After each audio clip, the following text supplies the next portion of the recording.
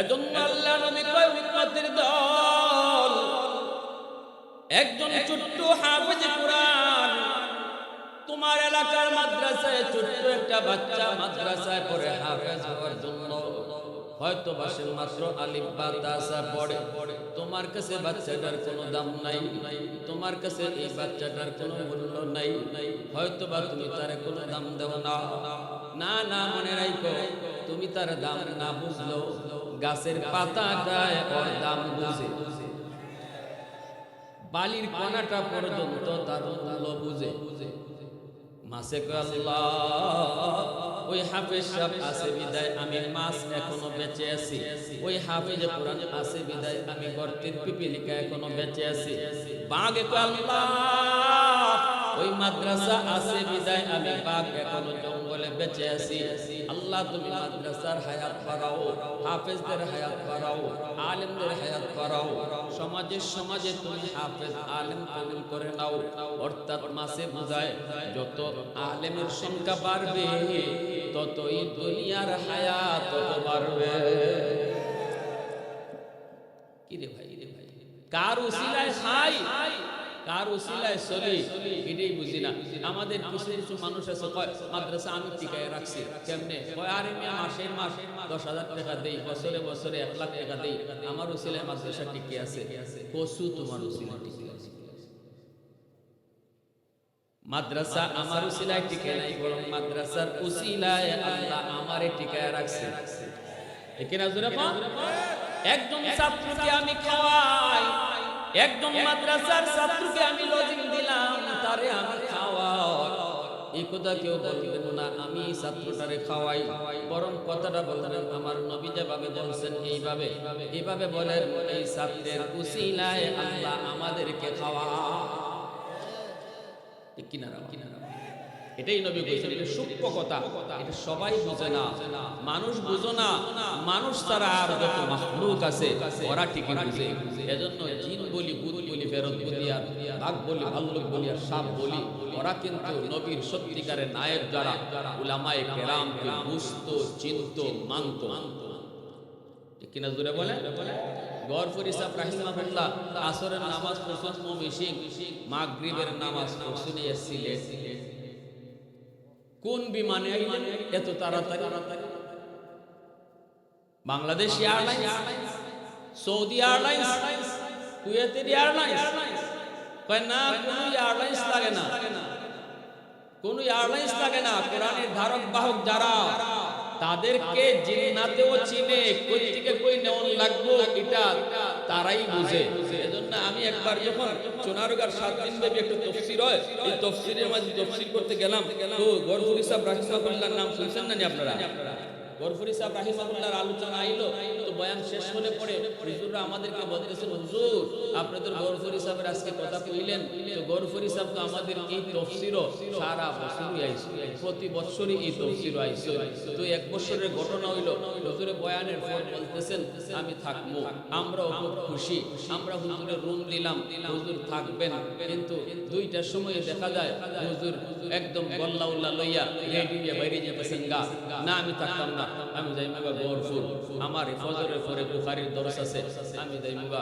হঠাৎ করে কোন যাইমুগা, তখন উস্তাদরা কইতেছে হযরত এত রাতে এখন আমরা আপনাদের গফুর ফাটাইতাম কেমনে? সোনারুঘাট হবিগঞ্জ নাম শুনছেন না?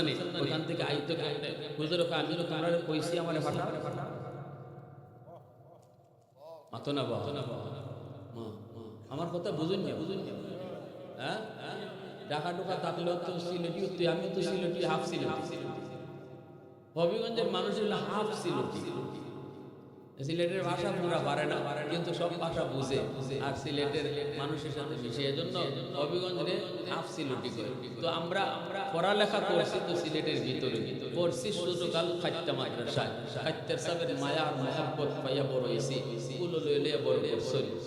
ভাষা আপনাদের সব বুঝি, কিন্তু নিজে মানতাম পারি না, সিলেটি ভাষা পারি না, কিন্তু শুনতে বড় মজা লাগে। সিলেটি মাত খুব মজা। আমরা তো বিভিন্ন ডিস্ট্রিক্টে যাই, গেলে পরে আমার হুজুর আপনার বাড়ি শুনছি সিলেট, একটু সিলেটি ভাষা মাতবা, সিলেটি ভাষা আমরা খুব মায়া লাগে। সব ভাষাও তুই আছে সব এলাকার, কিন্তু সিলেটি ভাষার মধ্যে একটা আলাদা মায়া আর রস আছে। সিটাং গেলে খালি খড্ডে আর খড্ডে, ঠিক না? কিতা যে কয় হেরা খড্ডে খড্ডে, আগামাতা পাওয়া যায় না। তো এখন হুজুররা কইতেছে, আমরা কইলাম হুজুর এত রাত্রে কেমনে ফাটাই না? হুজুর খান হুজুর কইছে তোমরা আমারে ফাটাও, লাঠি দিয়ে বাড়িতে সবার সামনে হরাই দিছে। তেন্দুতলা থেকে আইছেন রৌডো আইসা খারাই দিছে। এখন হুজুররা পিছনে সবাই কেউ তো ডরায় কোনটা মাতে না, কেনাই দিতে মারতে লাঠি আতো হাতো একটা মাতলো তো বাড়ি খাই এখন তাই রৌডো খারাই দিছে। একটা ফুকো নাই রাস্তায়, রিক্সা নাই, গাড়ি নাই, এখন যাইবেন কোথেকে? সব হুজুররা পাশে দাঁড়ানো, হুজুরও দাঁড়াই রয়েছে, আওয়াজ নাই, মাত নাই। হঠাৎ কইরা হুজুররা বলতেছে যে আমরা দেখি একটা সাদা রঙের প্রাইভেট কার ডাকাইয়া হুজুরের সামনে এসে দাঁড়াইলো, আর ড্রাইভারের পাগড়ি পরা, সাদা পাঞ্জাবি লাগাইল, আর দেখতে হুজুর গাইয়া সালাম দেবে, আসসালামু আলাইকুম ওয়া রাহমাতুল্লাহ। হুজুর গাড়ি চিনিকা টাইটেল মাদ্রাসার হুজুররা বলে, আমরা সবাই অবাক হয়ে ড্রাইভারের দিকে তাকাইলাম। এমন গাড়ি আমরা কোনোদিন চুনারোঘাটে দেখি নাই, এত সুন্দর গাড়ি। ড্রাইভারের চেহারার দিকে তাকাই, এই ড্রাইভারকেও আমরা কোনোদিন চুনারোঘাটে দেখি নাই, এত সুন্দর চেহারা, মাথায় তার সাদা পাগড়ি, পরনে তার সাদা জুব্বা। অবাক হয়ে জিজ্ঞেস করলাম, ভাই তুমি কোথায়? বাড়ি তোমার কোথায়? গাড়ি তুমি কোথায় রাখো? হুজুরকে নিয়ে তুমি কোথায় যাবা? আমাদেরও তো একটু ভয় আছে, হুজুরকে নিয়ে কই যায়, আবার আমি নিয়ে কোনো ক্ষতি করে, ঠিক মতো নিয়ে পৌঁছাই বলি নাকি কোনো ক্ষতি করবে। লোকটাকে একটু তার চেনা দরকার আছে, এত রাত্রে যে হুজুরকে গাড়ি করে নিয়ে যায়, এই লোকটার তো চেনা দরকার। আমরা জিজ্ঞাসিলাম, ভাই তুমি কে? গাড়ি তোমার কোন গ্যারেজে থাকে? একটু কও বাড়ি তোমার কোথায়? কিন্তু লোকটা তাকায় না, সামনের দিকে তাকায় রয়েছে। মানুষের কথা, হুজুরদের কথার কোনো জবাব দেয় না। গরফুরি সাহেব তিনি দরজাটা টান দিয়ে সোজা গাড়িতে উঠে বসে পড়লেন। এরপরে যখন উস্তাদগণ গাড়ি যাইতে দেন না, বারবার যখন ড্রাইভারকে জিজ্ঞেস করেন, ভাই তুমি কে, পরিচয় দাও, সাথে সাথে আল্লাহর ওলি লাঠি বের করে বলতেছেন, তোমরা কাকে কি জিগাও? কারে কি তা জিগাও? ইয়ে মানুষ নেই, তোমরা কথার জবাব দিত। কখনো আসতে সুবহানাল্লাহ বলে, বোঝা যায় মদিনার বহু মানুষ এই জিনের সাথে গরফুরি সাহেব কোন কারে কি তা জিগাও? এ মানুষ নেই, তোমরা কথার সাথে জবাব দিত। এ তো জিন। ইন্নাল আলিমা ইয়াস্তাগফিরু লাহু মান ফিল আরদ ওয়া মান ফিস সামা হাত্তাল হিতানু ফি জাওফিল মা ওয়া ফি riwayatin an-namlatu fi juhriha। এজন্যই আল্লাহর নবী বলতেছেন, উম্মতের দল, জানো না একজন হাফেজের মর্যাদা তোমরা বুঝবা না, মর্যাদা তোমরা জানো না, বুঝো না, কোরআনের সম্মান তোমরা জানো না, বুঝো না। যার সিনার মধ্যে কোরআন ঢোকে, এই সিনাকে জাহান্নামের আগুন পর্যন্ত জ্বালায় না। সুবহানাল্লাহ জুড়ে বলেন। এ যুবক, দিল্লির শাহী মসজিদে মুসলমানরা নামাজ আদায় করলো, এমনি একজন খ্রিস্টান পাদ্রী ইঞ্জিল কিতাব বুকে লইয়া মুসলমানদেরকে ডাক দিয়া বলতেছে, মুসলমানেরা তোমরা বলো কোরআন সত্য, আমরা বলি ইঞ্জিল কিতাব সত্য, বিতর্কের কোনো প্রয়োজন নাই। চলো আমরা একটা চ্যালেঞ্জ করে নিই। চ্যালেঞ্জ, কোরআন সত্য নাকি ইঞ্জিল কিতাব সত্য? ইসলাম ধর্ম সত্য নাকি খ্রিস্টান ধর্ম সত্য? বিতর্কের কোনো প্রয়োজন নাই। চলো আমরা একটা চ্যালেঞ্জ করি, একটা পরীক্ষা করি।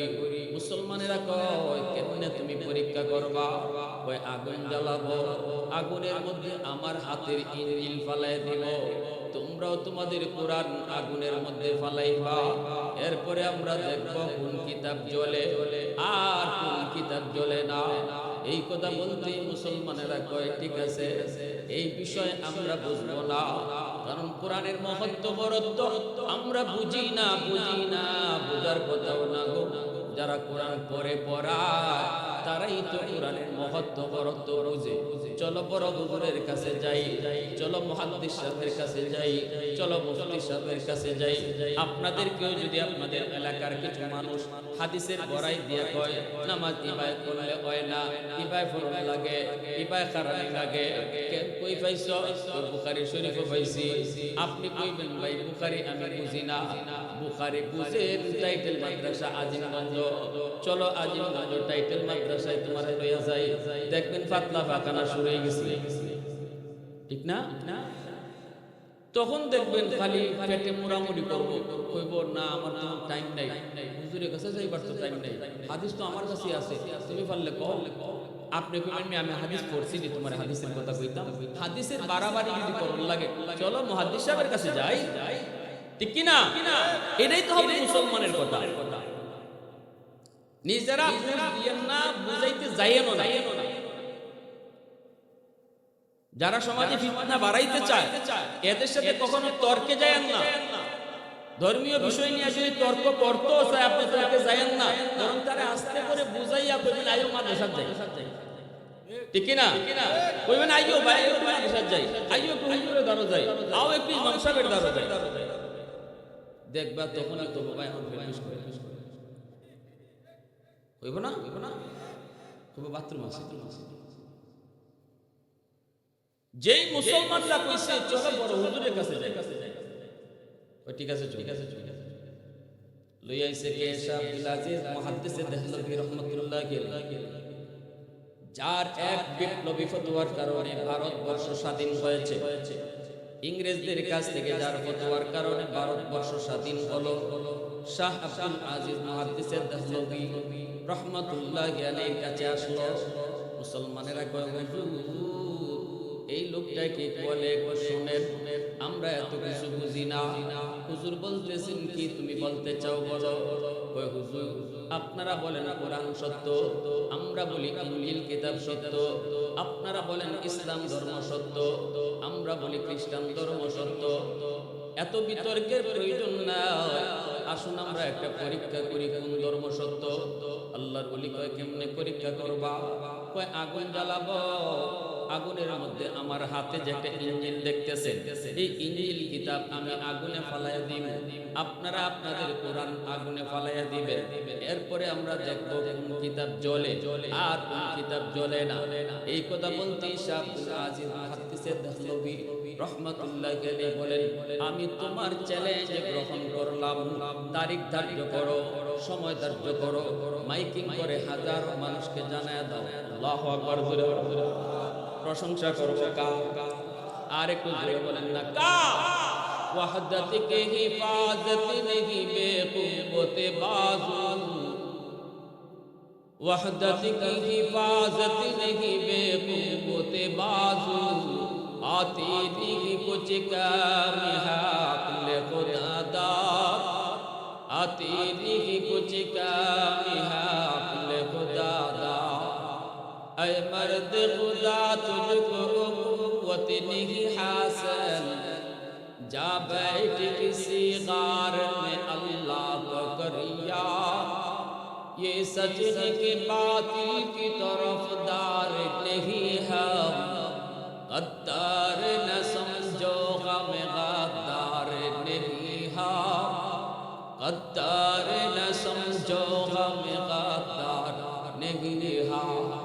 फूलों की तो रहनो मिजाज अपना है नाज़ो, हम तेरी लिखी नेज़ा व तलवार नहीं है, हम तेरी लिखी नेज़ा व तलवार नहीं है। মুসলমানের আওয়াজে বলেন আল্লাহু আকবার।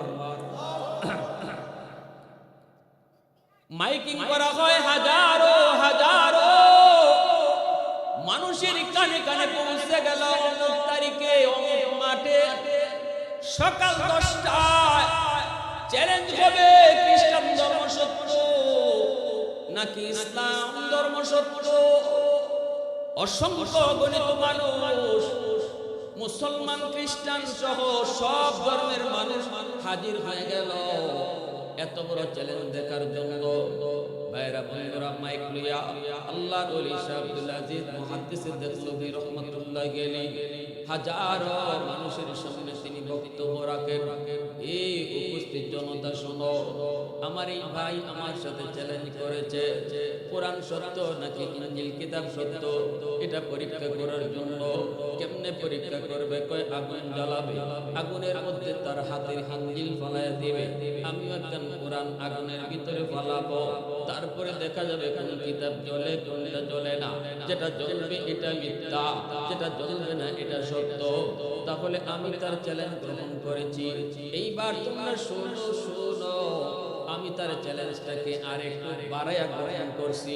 সে কইছিল খালি ইনজিল আগুনে ফালাইব, আমিও শুধু কোরআন আগুনে ফালাইব। কিন্তু আমি বলি না, সে তার ইনজিল বুকে লইয়া নিজে আগুনে ঝাঁপ দিব, আর আমিও কোরআন বুকে লইয়া নিজে আগুনে ঝাঁপ দিব। এরপরে দেখা যাবে কাকে আগুন জ্বালায় কারে আগুন জ্বালায় না। যেই মাত্র মাইকে এই ঘোষণা দিয়া দিলেন, গোটা উপস্থিত জনতা নীরব নিস্তব্ধ। আর ওই খ্রিস্টান পাদ্রীর পেটের মধ্যে মোচন শুরু হয়ে গেল। লোকটা তখন তো, হুজুর আপনি কি ডাকি কইতেছেন?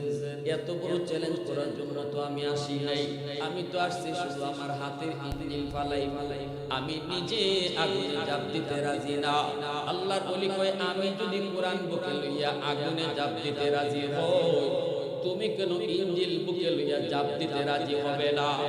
কোরআন যদি সত্য হয় কোরআন জ্বলবে না, আমিও জ্বলব না।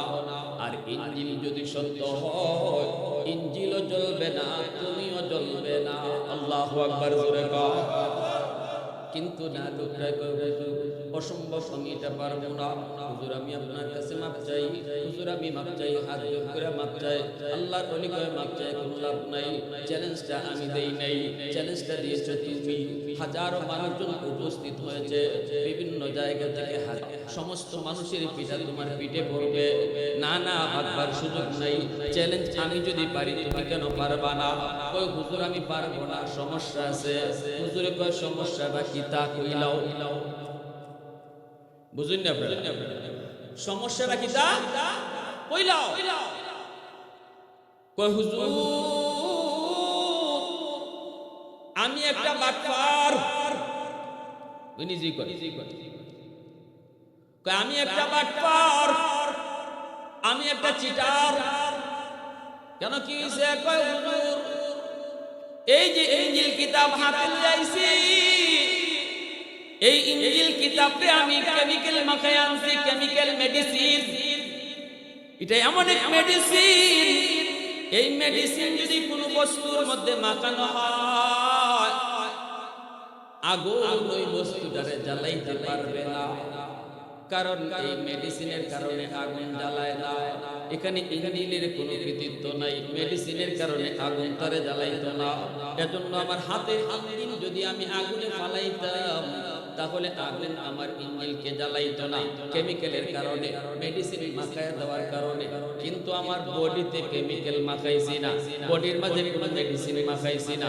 আমি যদি ইনজিল কিতাব লইয়া আগুনে ঝাঁপ দেই, ইনজিল কিতাবটি কি জ্বলবে না, কিন্তু আমারে আগুনে ছাড়তো না।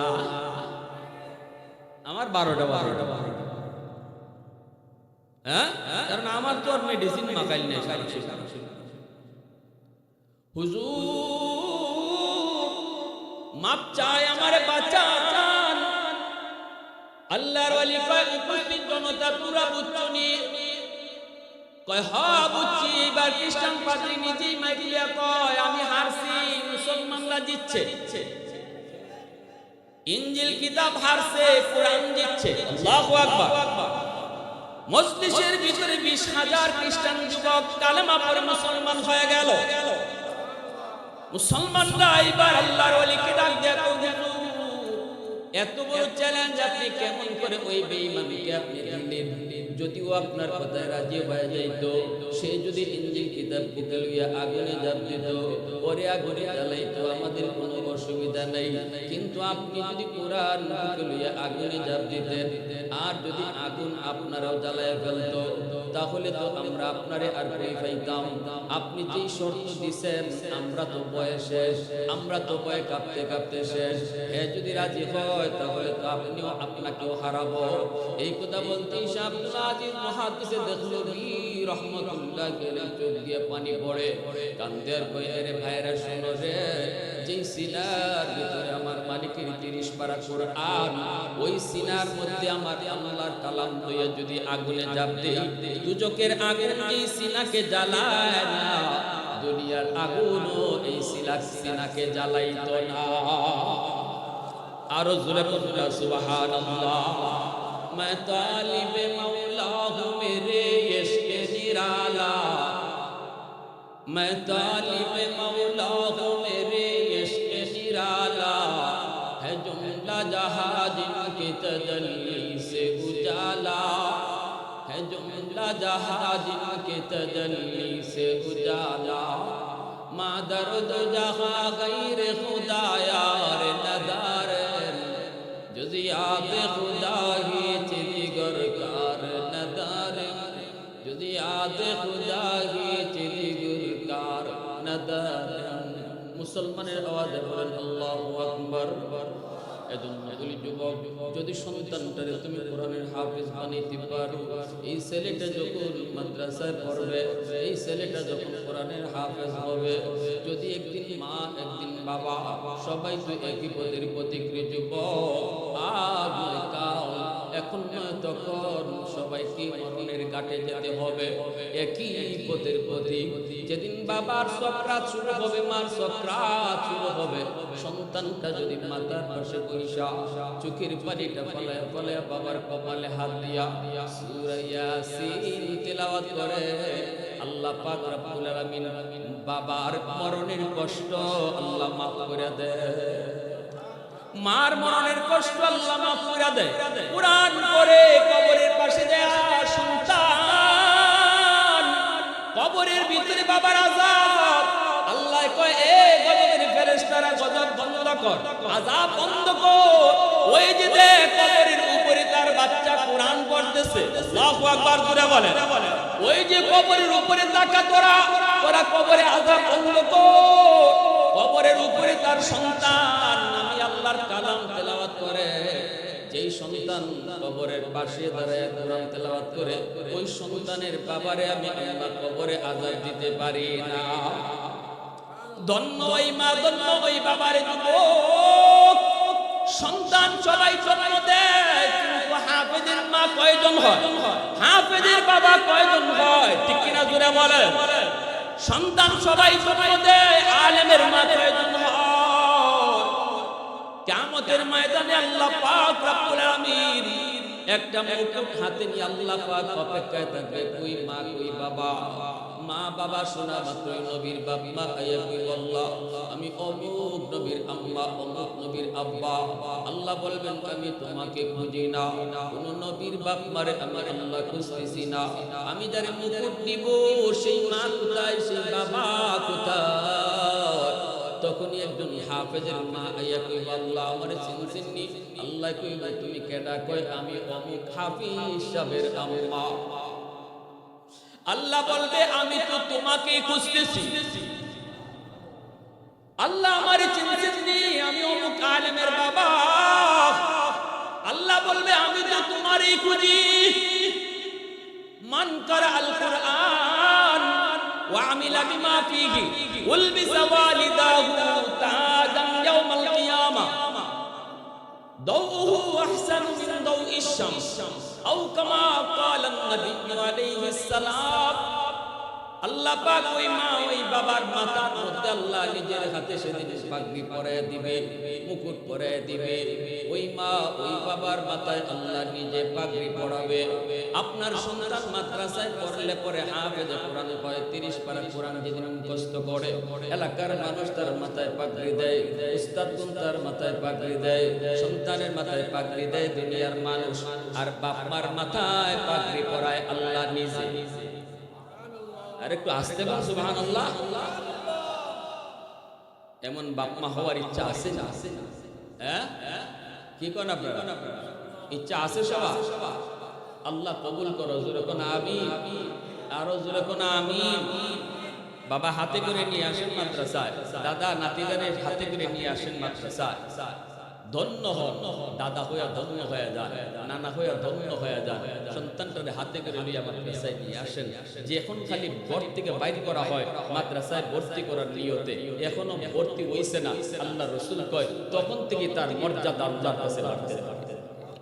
আরে ভাই, স্কুল কলেজে প্রাইমারি পড়লে মেট্রিক পাস করার পরেও দাম নাই, যদি আইয়ে না পড়ে, আইয়ে পড়ছে তাও দাম নাই, কয় বিয়ে পড়ন লাগবো, বিয়ে পড়ছে, বিয়ে পাস করছে, এরপরও কয় দাম নাই, কেন কয় চাকরি লওয়ান লাগবো।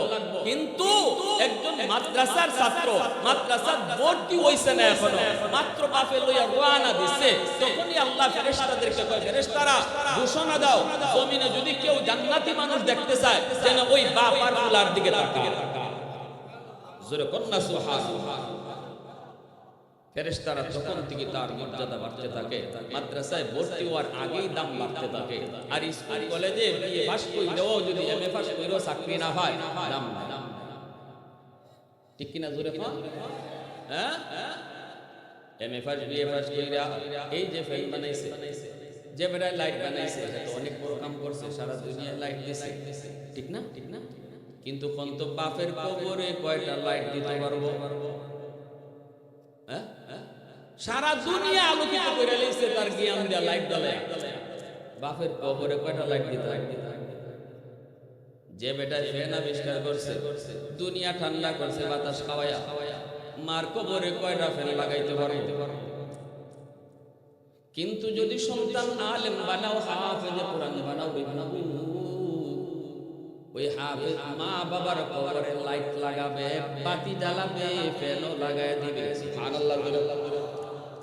আল্লাহ, ধন্য ওই মা ওই বাবা, ধন্য ওই দাদা ওই নানা, যারা তাদের আওলাদকে মাদ্রাসায় বুঝাইছে, হাফেজ বানাইবার নিয়তে, আলেম বানাইবার নিয়তে, সন্তান আমারে কামাই করে খাওয়াও, সন্তান বড় চাকরিজীবী হোক, এই নিয়ত বান্দেলান, নিয়ত করেন আল্লাহ আমার সন্তান যেন আমার আখিরাতের উসিলা, আখিরাতের পুঁজিও, আখিরাতের পুঁজি যেন হয়। আমরা মা, আমরা বাবা হিসেবে বহু ভুল, বহু অন্যায়, বহু গুনাহ হয়ে গেছে, কিন্তু একটা সন্তান যদি হাফেজ আলেম বানায় যেতে পারেন, এই সন্তানের উসিলায় আল্লাহ পাক একদিন না একদিন কবরের আযাব আল্লাহ মাফ করে দিবেন। ঠিক না? ঠিক না? সন্তান হাদিস পড়াইতেছে, সন্তান হাফেজ হইছে, আর হাফেজ বানাইতেছে, এই উসিলায় তার আমল নামা, তার সওয়াব পাওয়ার জন্য প্রতিনিয়ত দোয়া করতেছে, কবরে ঢুকতেছে। কারা কারা রাজি আছি আল্লাহর হাতে পাগড়ি পড়তাম, হাসরের মাঠে হাত তুলে দেখায়, আল্লাহ তুমি কবুল করো, জোরে কোন আমিন, আরো জোরে বলেন আমিন। ওয়া আখির দাওয়ানা আলহামদুলিল্লাহি রাব্বিল আলামিন। বসেন, মুনাজাত হবে।